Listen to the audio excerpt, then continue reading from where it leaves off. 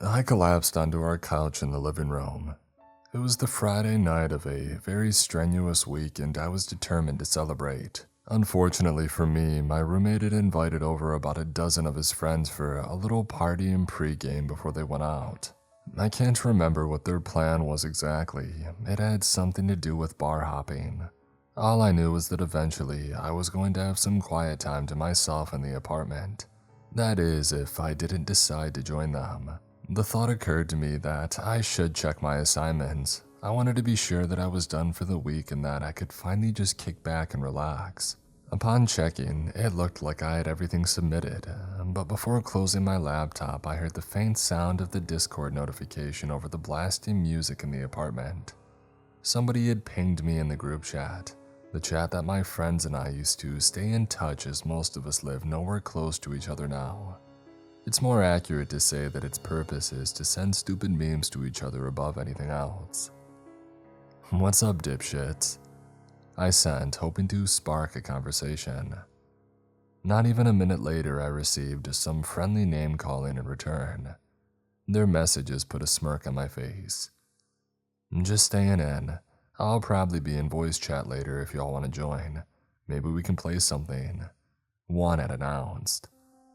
A few others replied that they would be there, including a couple of friends who rarely join the voice chat. Another one pinged me asking if I would join as I hadn't said what I was doing yet. I sighed as I sat back looking at my laptop screen. A part of me considered going out with my roommate and his friends. After all, I had just turned 21 and I wanted to get out of my shell a little bit, but also I knew I wouldn't have another opportunity to join this many of my own friends for games for a long time. I also knew that if I went out, I would get bored easily and quickly rediscover that bars are not my idea of fun. I sent my response to the group chat. "Alright boys, I'll be there." Immediately, my friends added reactions to my message and sent overly dramatic messages to show their enthusiasm. Once everybody had decided on what time they would be able to join, we narrowed down our list of games and decided that the first few of us who got on would start with a few rounds of Phasmophobia. After all plans seemed to be established, everybody returned to using the chat to post memes. Realizing that I had a couple of hours to spare, I joined my roommates and their friends at the kitchen table. I didn't know a few of the people there, so I made an effort to introduce myself and make conversation, but being the introvert that I am, I found myself walking away and checking my phone more than talking to anyone face to face. Most of the time I was checking the group chat and the various memes that were being posted. During one of these little breaks from being social, I saw a new link that hadn't been embedded as any image or video. The most annoying memes are the ones that don't embed or can't be viewed unless you go through the link to whatever app or site it came from. This link in particular looked off. I couldn't make out the name of any and it looked like nothing more than jumbled letters and numbers. Even weirder, the person who had posted it didn't have a name, and the user avatar was just a default one. I was fairly certain that nobody with access to that chat had a blank profile. After a moment of hesitation, I tried to open the link, but whatever it was, it wouldn't load. I wrote it off as my phone acting up, but curiosity quickly got the best of me and I felt an urge to know what it was. I retrieved my laptop, opening it again on the living room couch. To my confusion, the unorthodox-looking link from the nameless, faceless user was still there. I again hesitated before clicking on the link again. A full-screen window appeared, quickly loading a grainy black and white video of an empty room. I realized my error in not checking the volume beforehand because apparently I had it on max. The annoying sound of static disturbed the music coming from my roommate's speaker. A yell came from somebody at the kitchen table in response.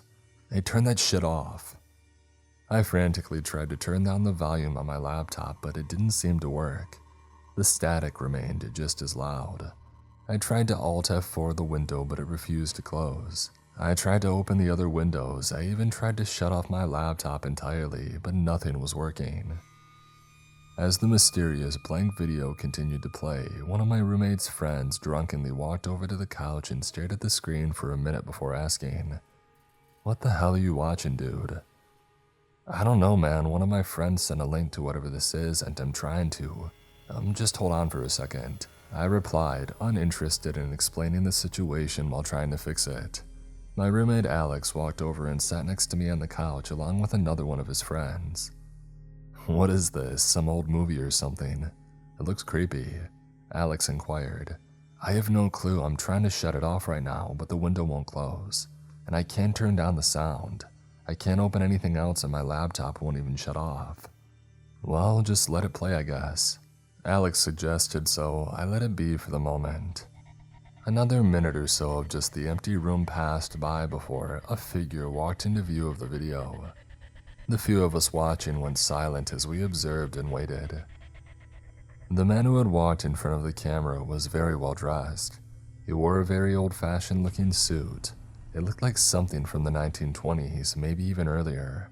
I don't know all that much about suits. On his hands, he wore black gloves. This is all that we could make out because his face was out of frame. The camera must have been angled poorly because we couldn't see anything above shoulder height. He walked into the center of the frame before standing square facing the camera. Though the audio was coarse, his deep soothing voice was heard clear as day. "Greetings and welcome to our 7th installment of this series. I'm your host." Before the man could speak his name, a wave of static violently washed over the screen accompanied by even louder white noise. After a good 10 seconds, the video returned to normal and the man continued. "I advise that all watching are sure to have seen our past works, particularly installments 1, 2, and 4, as they detail how to locate and acquire a proper subject. This is paramount information to have before proceeding with this installment." By now the music in the apartment ceased and all of Alex's friends crowded around the couch to get a look. "As most of you know," the man in the video continued, "the old markets are gone and our farms have died out. Since such a time when this commodity was abundant, we have no choice but to seek out and harvest it ourselves." "What's he talking about?" asked one of Alex's friends before being hushed and told to shut up by everybody else. A few of them whispered comments to each other, most pointing out the weird camera angle excluding the man's head. Along with the acquisition and proper preparation of subjects, the processing is equally important, and the last step necessary to enjoy your hard-earned goods. Future installments will explain the process in greater detail and complexity. This film seeks only to demonstrate the most basic processing techniques. The screen once again became flooded with static and blaring white noise before cutting back to film. When it did, the suited man was no longer alone. Front and center of the video was somebody new. Another man dressed in a suit, though his was much more modern. His head was also above the view of the camera. Something about him felt off, but I couldn't put my finger on it. At least not until I heard a gasp from behind me, and then I saw it too. The man was hanging. From what we couldn't see, but his lifeless dangling feet held over a wide metal bucket on the floor beneath him made it clear. Everybody else must have noticed as well, as some began whispering concerned comments back and forth. Others hushed them in response, eager to see what would happen next. I stayed silent, believing it was nothing more than an act. The man in the old suit walked into view again, dragging a cart with him. It immediately became clear that he was quite a bit taller than the man hanging up next to him. Their shoulders appeared to be about the same level, but the feet of the man who was hanging lightly swung back and forth in the air, at least a few feet from the ground. Some commented on this, but fell silent as the man began to speak again. "I have here a subject for this demonstration. Those of you who have seen our past installments may recognize it. The harvesting process may be done when the subject is dead or alive. Of course, alive can be much more entertaining. Unfortunately, our subject here put up too much of a fight to do this demonstration live.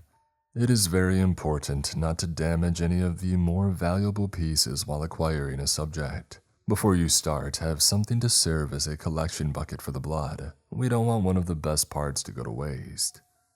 Most of us watching remained silent. Some felt suited to laugh at the absurdity of the dialogue, but the ones who did were silenced as the towering man raised a knife from the cart. First, we opened the chest. He plunged the tip of his knife into the hanging man just below the neck, though only a couple of inches. He pulled the knife down effortlessly, tearing through the man's clothes and the man himself like butter. Along with it came the grotesque sound of flesh being ripped and bones being snapped. He returned the knife to the cart before placing his hands back in the man's chest. In one rigid motion, he pried the man's chest open. Everyone around the couch, including myself, recoiled uncomfortably upon hearing the insufferable noise. Blood gushed from the newly made open cavity in the man, soaking his clothing and collecting in the bucket beneath.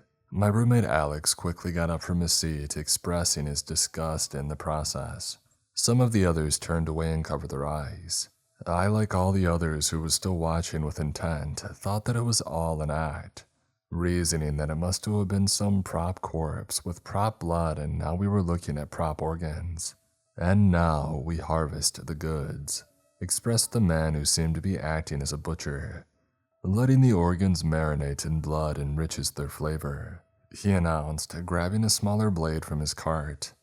For the next several minutes, he removed organ after organ, heart, liver, intestines, everything. He carefully lowered and lightly dropped each organ into the pool of blood collecting in the bucket, somehow remaining to still keep his head out of view. Everyone remaining on the couch began to leave one by one as the video went on. Some even gave me disgusted glances as if it was my fault that they saw what they had and could have warned them. I think some even got the idea that I watched these kinds of disgusting things in my free time.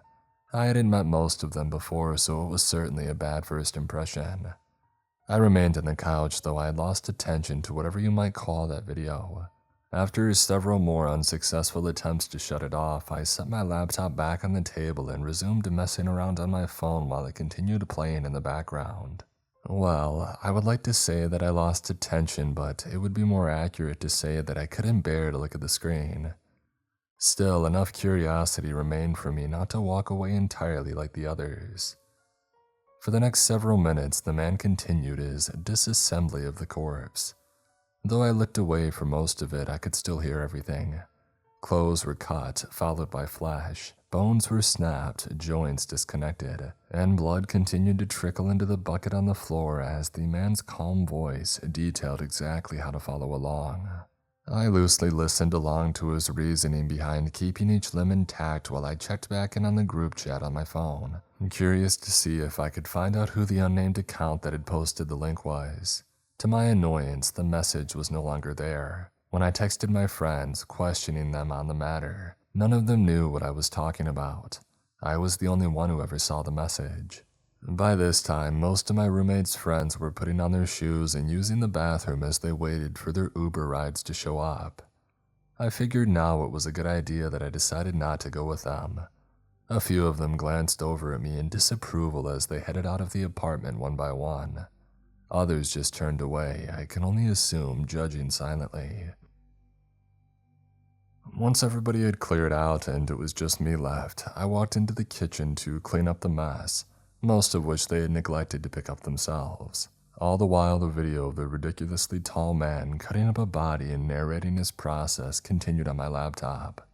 Not even half a minute after they left, the apartment door opened and my roommate Alex walked back in. "Forgot my phone," he explained in a panicked voice. Annoyed, I agreed to help him. "I'll check here in the kitchen. Why don't you go check your room in the living room?" Alex hurried to his room without a word. In the meantime, I looked between the half-drunken solo cups and bottles covering the kitchen table and surrounding countertops. If I'm being honest, I was mostly eager to find it so that I could have some peace and quiet alone after what had just transpired with me and his friends. Unfortunately, neither of us were having any luck. Alex moved to the living room and began checking the couch. After checking the first cushion, he looked up at my laptop screen again. The man in the video was now cutting strips of flesh from what remained of the corpse's torso and carefully lowering them down into the bucket of blood, organs, and limbs. "You still have this on," he muttered, disappointed. "I have no clue how to turn it off. I don't know what to tell you, man," I replied, a hint of irritation slipping through in my tone.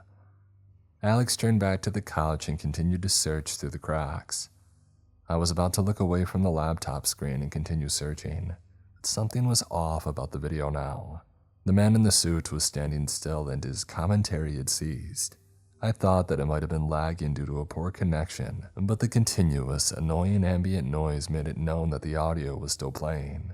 I walked into the living room to get a closer look. When I got close, I spotted some blood still dripping from the corpse into the bucket, and I could hear the splashing. I felt the hair on the back of my neck stand up at the realization. The man in the suit was simply standing there, too still to notice any movement. Though his face was still out of frame, it was obvious that he was looking in the direction of the camera. The screen cut to static once again, causing me to flinch and fall back as I had been mere inches from the screen. The screen cut back to a video, but not the same one. The man in the suit was alone once again in the same room, though no hanging corpse accompanied him this time. He faced the camera, head still too high to be in the frame. My eyes may have been playing tricks on me, but I could have sworn that colors started to seep into what was once a black and white video. The dark splotches on the wall behind the man turned red, though color wasn't the only thing that seemed to be changing. The details on the man's suit seemed to become sharper and clearer, and the grainy noise in the background faded. In a matter of seconds, the video quality transitioned from terrible to fantastic. It would seem one of our subjects has decided to join us. The man chimed in after the long silence. His deep, soothing voice now sounded crystal clear. The quality of the audio got better too, but something about it felt off about his voice. The best word that I could use to describe it is synthetic, like something trying to mimic the sound of a man, something that didn't get it quite right. Seconds later, the lights above the man turned off and the video went black. Alex stood up excitedly from the other side of the couch holding his phone. "Finally," he expressed, and I was about to remind him of the Uber and his friends waiting for him downstairs when all the lights in the apartment suddenly went out. We froze, giving a brief moment of silence as we both realized the power must have gone out. But that silence was broken by the sound of approaching footsteps from the video before the lower half of the man's face came into view for the first time, right in front of the lens. On his unblemished, ceramic-looking face, a grin formed. As his smile widened, his jagged, sharp, asymmetric teeth revealed themselves one by one. In contrast to the rest of the dimly lit and dull picture, his bleeding gums brought color. The sight of the inside of his mouth sent a shiver down my spine, and I tensed up in anticipation of whatever would appear next. To my relief, the video cut once again, this time to black where it had remained. I tried the power button on my laptop, but to no avail. It seemed that my laptop had simply died, but that didn't make any sense. I could have sworn that it was at full charge when I first took it out. It should have lasted hours. "Ah, damn it, my phone died," Alex said, frustrated. I decided to check mine, and sure enough, it was dead too. I knew for a fact that the last time I looked at my phone, the battery was somewhere around 80%. "I gotta get down there, man. They've been waiting too long." "I don't think the elevator's working either," I responded, my voice shakier than I expected. "Well, I gotta try it, and the only other option is booking it down 19 flights of stairs," he retorted, annoyed as he walked towards the door. "I'll come with," I assured and rushed to get my shoes on.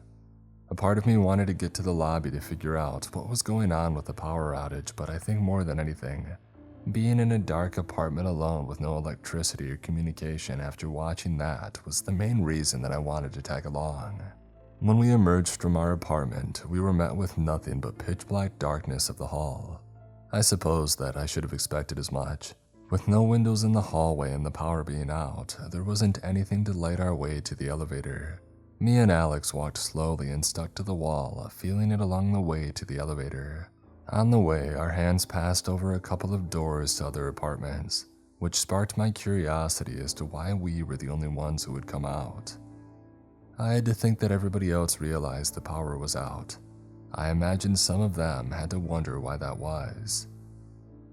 Finally, we passed over the door to the stairwell and into the elevator area.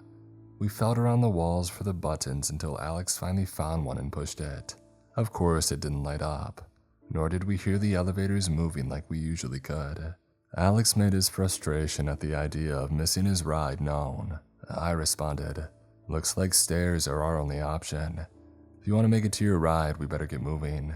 The door to the stairs is right there. I felt around the wall, going back the same way that we had until I found the handle and I opened the door. My eyes squinted at the sudden influx of light that flooded the hallway around us from the inside of the stairwell. Of course, the sight of working lights was a welcome one, but how, with the power out, they were on was a mystery. Alex seemed much more interested in catching up with his friends than pondering that mystery himself. Before I could even open my mouth to question the oddity of the situation, Alex moved past me to enter the stairwell and I followed. I brushed off the lights being on as more than likely emergency power. I followed closely behind as we practically ran down the first few floors, but somewhere around the 14th floor, Alex suddenly halted his descent, as did I.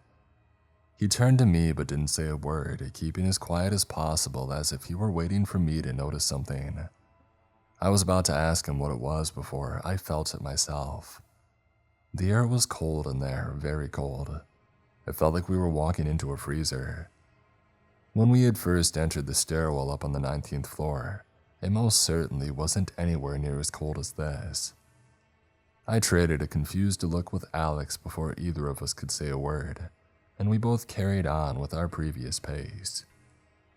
As we continued, the air only seemed to grow colder. By the 10th floor, we could see our breath, and although it was cold outside, I knew that it wasn't anywhere near this cold. At the 6th floor, Alex once again halted, but this time, I watched his eyes grow wide as he stared at something in front of him. He tried to mutter something under his shivering breath, but he failed to make the words out. I, being disturbed by his sudden state of shock, slowly inched my way down the last few steps of the flight that I was on before peeking around him to get a look. I felt my heart sink to my stomach when I got a glimpse. On the handrail of the stairs hung a meat hook, the end of which was holding up one of Alex's friends through his gaping mouth and coming out through the bloody hole that was once his nose.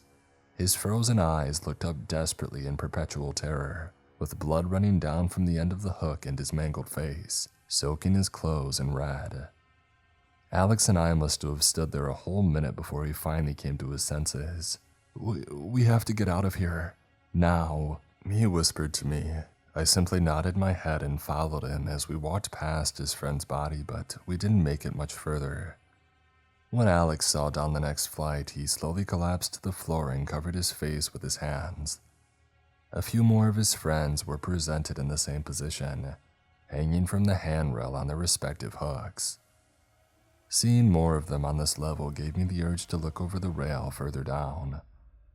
It looked like almost all of Alex's friends who had been in our apartment were now here, dead and hanging. Blood from their faces trickled down slowly though, with as many of them as there were.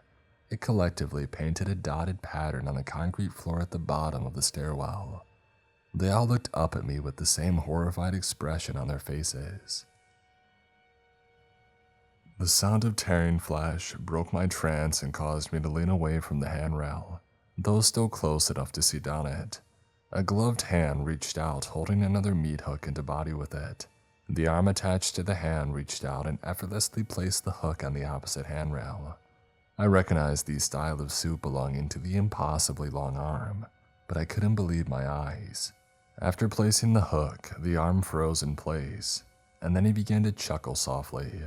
"So," began the synthetic mockery of a man's voice. "Our little watcher has come to see how we do it with his own eyes." My heart sank again. He meant me. I turned to Alex and uttered the only word that I could find. "Run." Alex scrambled to his feet and followed me as we ascended the steps even faster than we had come down. Behind us, I could hear him pursuing us, but at a relaxed pace. Though on the video, nothing about his appearance was rotund. His immense weight was made obvious through the pounding and creaking of the metal stairs. I don't think that I've ever run so hard in my life, and I was surprised that we made it as far up as fast as we did. Luckily, I thought, we must have been more than a few levels above him when we had returned to the 19th floor, though I had lost track of his steps. I was far more concerned with putting as much distance between him and us as possible. Alex quietly opened and closed the door out of the stairwell, and we stuck to the wall. quickly making our way back to our apartment, which I knew was the third door to the left. After entering, we again closed the door quietly before barricading it with the couch. We stood right by the door waiting. I think we were both thinking of what to do if he found us, but if he did, there was nowhere left to go. Nothing left that we could do. Any minute, I expected to hear the stairwell door open and for his heavy footsteps to come down the hall before busting open our door, but that never happened. Eventually, we both lowered ourselves and sat on the floor. I think adrenaline was the only thing that saved us, and now it was gone. I felt drained and Alex was shaking. I couldn't imagine what he was feeling. One thing that I knew we shared was the mix of confusion and fear as to how what we just saw was even possible, and what that thing that did it even was. A buzz came from my pocket. Alex raised his head and looked over at me. The buzz came again. I reached in and pulled out my phone. The bright light from its screen was a welcome sight, as was its nearly full battery, though its content again left me puzzled. "Who is it?" asked Alex in a barely audible whisper. "It's 911, I responded as confused as he was. "They can do that? They can call you." I lightly shrugged my shoulders in response, unsure myself if that was possible. Alex pulled his phone out as well, but it still wouldn't turn on. I reluctantly answered and raised the phone to my ear. "You both need to get out of that apartment, now." A woman's voice commanded sternly from the other end. My lips quivered as I searched for a question to ask. "Now," she came again, raising her voice. "We can't leave. There's something out there looking for us out there," I whispered back. "He's not out there anymore. You need to move." I was speculative and questioned the intentions of the person on the other line. For all I knew, she could be working with that thing from the stairwell to send us into a trap, but before I could contemplate my next move, she spoke again, this time in a calmer tone, as if a final appeal for me to listen to her. "He's in your closet. Get out now." A shiver went down my spine. Alex must have heard her too as he looked at me with a confused look, but both our attentions were quickly drawn away to a sliver of light that crawled along the ground and grew on the space of floor between us. We looked up and again exchanged brief looks of confusion before looking at the wall where it was coming from. The doors to the closet containing our washer and dryer were slowly opening as if being pushed by an ever so slight gust of wind. The narrow gap between them is where the light had seeped through. A wave of dread has swept over me as Alex and I rose to our feet like we were ready to run, but had nowhere to go. This wouldn't have raised much of an alarm in my head if the woman on the phone hadn't just said what she did, and if I didn't already know that there wasn't a light in that closet. The doors swung open violently and our apartment was filled with light. A gloved hand gripped the top of the doorway before an old top hat ducked under it. The suited man entered, crouching to keep his hat from being pressed against the ceiling. He took only 2 casual steps towards us, but his long legs closed the distance across the room before we could even move. I tripped on my feet trying to keep away, dropping my phone in the process, but Alex was well within reaching distance. In one hand, the man had yet another meat hook, and with the other, he reached out and gripped the top of Alex's head, giving it a quick twist. His face now looked at me from the back of his body with the same terrified expression stuck to it that his friend's corpses had. He flung Alex's corpse over his shoulder and then leaned down towards me on the floor.